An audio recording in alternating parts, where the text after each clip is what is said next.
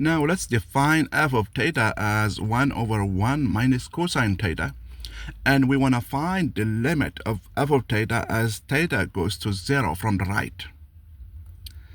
Okay, one key idea here is that this function is not defined on 0. Why?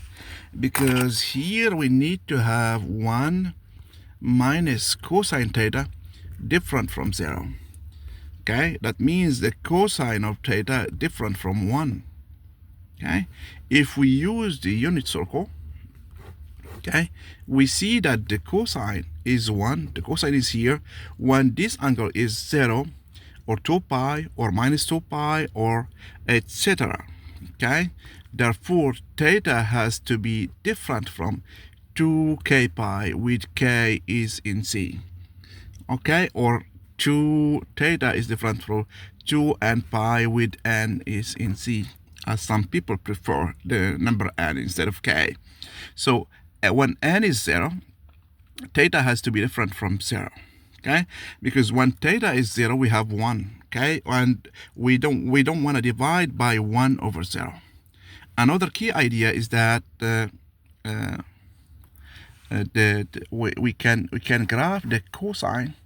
So here pi over 2, this is pi, so this is minus pi over 2, this is minus pi. Okay, so when theta, let me do theta here and cosine of theta here. When theta is 0, we have 1. When theta is pi over 2, the cosine is 0. When theta is pi, we have minus 1. And since this one is even, we can just do it here like this. Okay, so we see that we want to be different from 1. Okay, so the cosine is cosine of theta is 1 when we are here.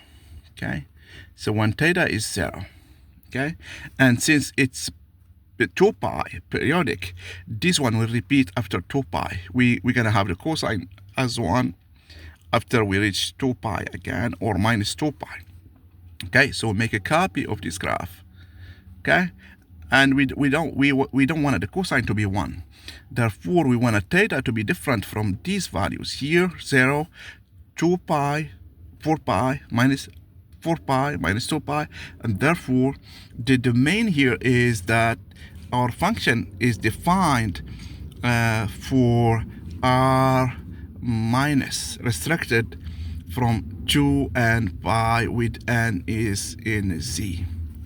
Okay, now we're gonna use some intuitive idea to find this limit. So we wanna find the limit as we go to theta from the, which is 0, from the right.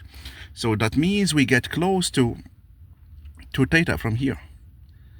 Okay, so we want to use our intuition to find this limit.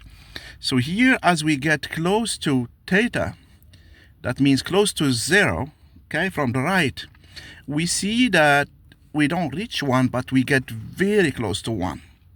Okay, as we get closer and closer to 0 from the right, the cosine is 0.99999. Okay, so here, as we get close and close, the cosine, well, let me make it bigger here to see.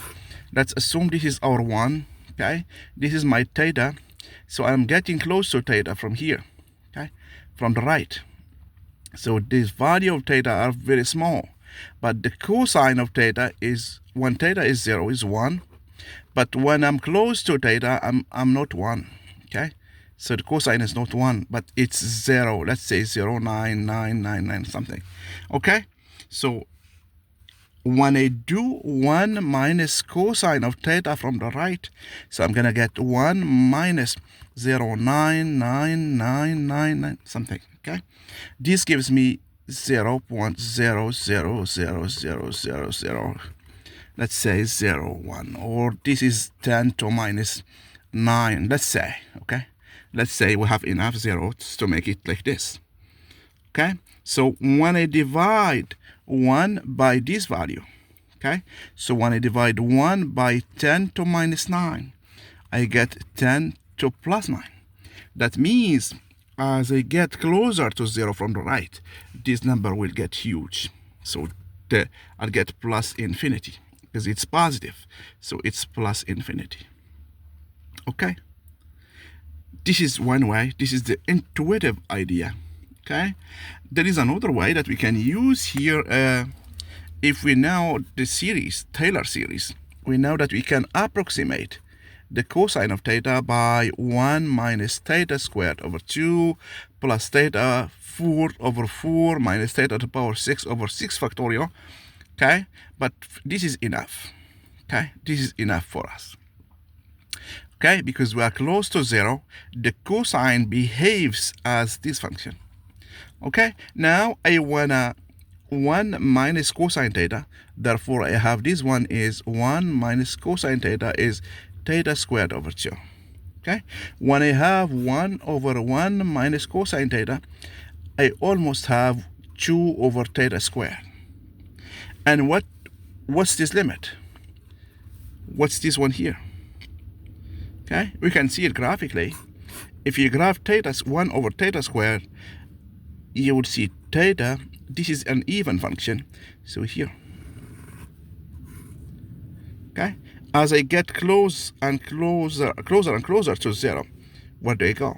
Plus infinity, from both the left and the right. Okay? So the limit from the right is the limit from the left, but here we are just asked to find the limit from the left. Therefore, as I get close to 0, 1 over 1 minus cosine theta behaves as 2 over theta squared, and 2 over theta squared is acting like this, and I see the limit as I get closer to 0, it's going to plus infinity. Therefore, this is plus infinity. My limit is plus infinity.